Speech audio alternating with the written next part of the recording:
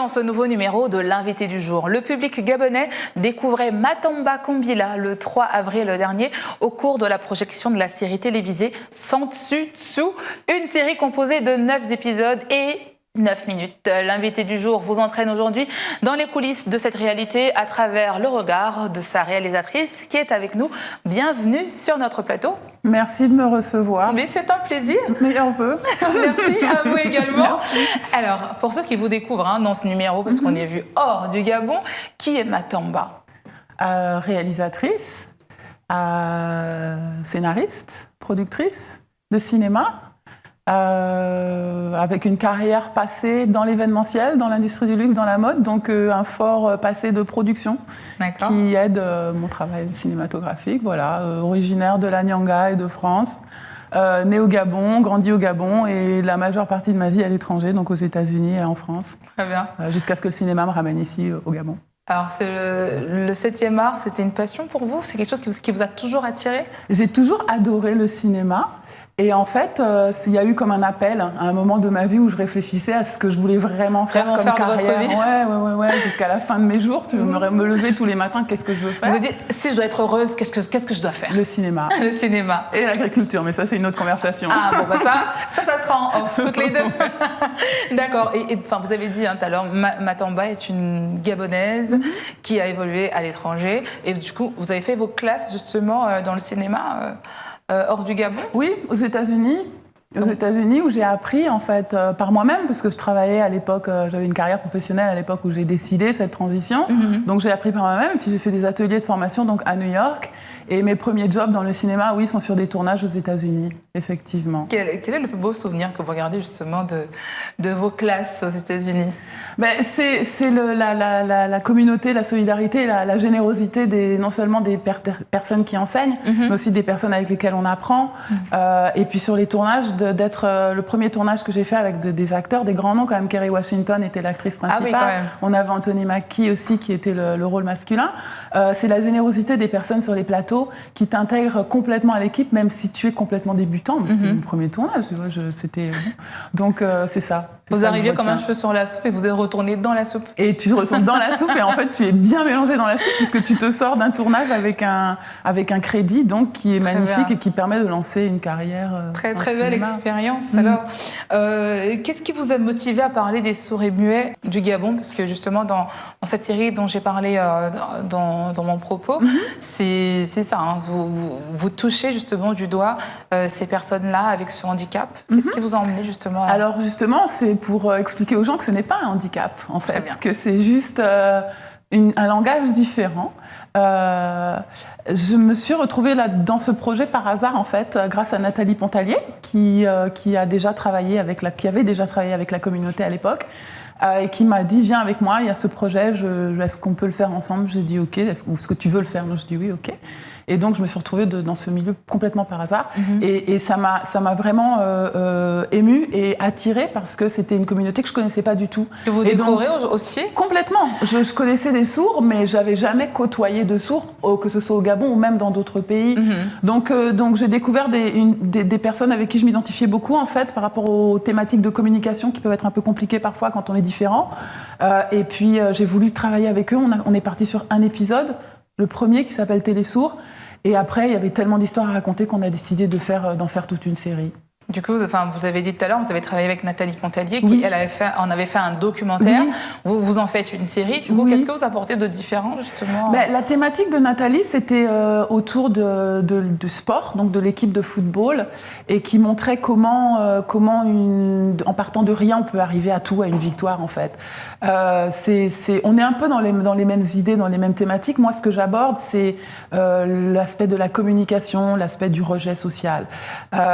Pour faire comprendre aux gens qu'un sourd, c'est une personne qui est tout à fait comme une autre, c'est un jeune qui a les mêmes problématiques que les autres. Oui, qui a juste un langage différent. Voilà, c'est tout. Voilà.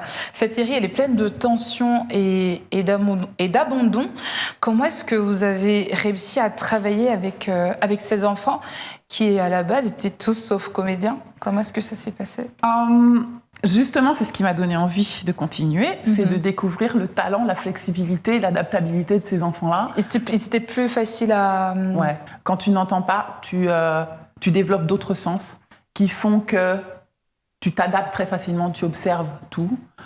Et donc pour moi, pour travailler avec eux, c'était très facile parce que d'abord, ils regardent la télévision, donc ils voient sans comprendre. Donc c'est très facile de leur expliquer une émotion, ils savent la reproduire ils savent la faire, l'exprimer.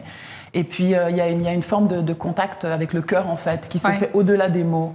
Et donc ça a été, c'était facile de travailler avec eux. Ils sont beaucoup plus entiers, beaucoup plus sincères finalement dans leur jeu. Oui, les émotions sont très pures parce qu'en fait il n'y a pas le filtre je vais dire le filtre du son.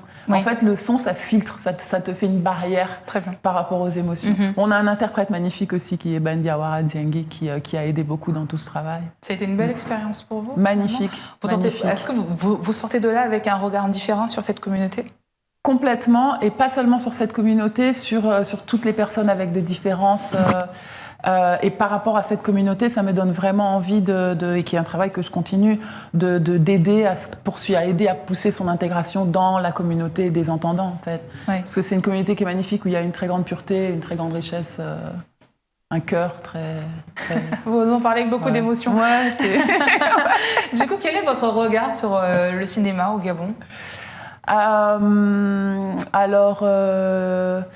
il y a quand même des productions, mais c'est un combat. Le cinéma au Gabon, c'est un combat. C'est un combat? Oui. En fait, il y a encore beaucoup de choses à faire pour qu'il soit au niveau, par exemple, des productions nigérianes, par exemple. Si on arrive à ce niveau-là, oui, il y a beaucoup de travail. Il y a encore beaucoup de travail, mais on y croit. Oui, bon, après, les gens se battent à chacun à son niveau pour faire des choses, pour continuer pour créer.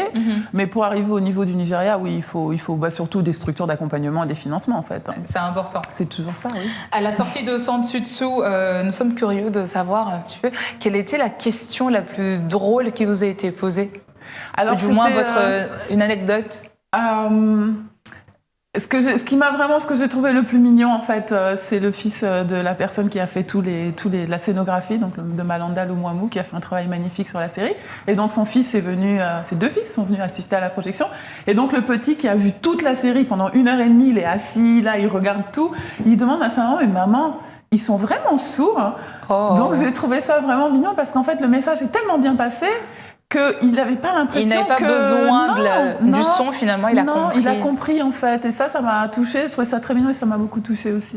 Alors, pour ceux qui n'ont pas regardé justement cette série, on va regarder un extrait et on revient en plateau.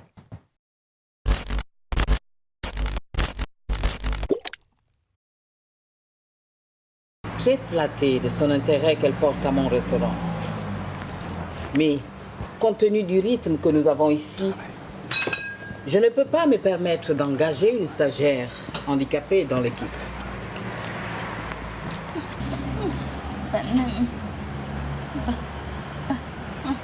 Qu'est-ce qu'elle dit? Elle dit qu'elle n'est pas handicapée. Elle a juste un langage différent. Et elle apprend très vite. Oui, mais personne ne parle son langage ici.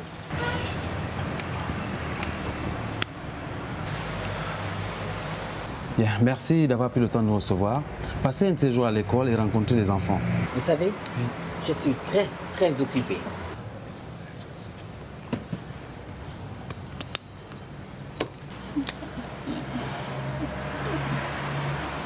Elle dit que ça vous permettrait de découvrir un monde que de toute évidence vous ne connaissez pas.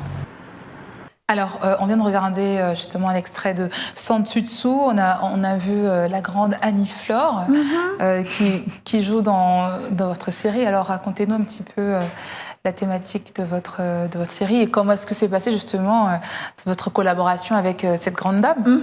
Alors, Annie Flore, je l'ai rencontrée, j'ai eu la chance de la rencontrer à son village à Migoma il y a quelques années, donc à côté de Chibanga.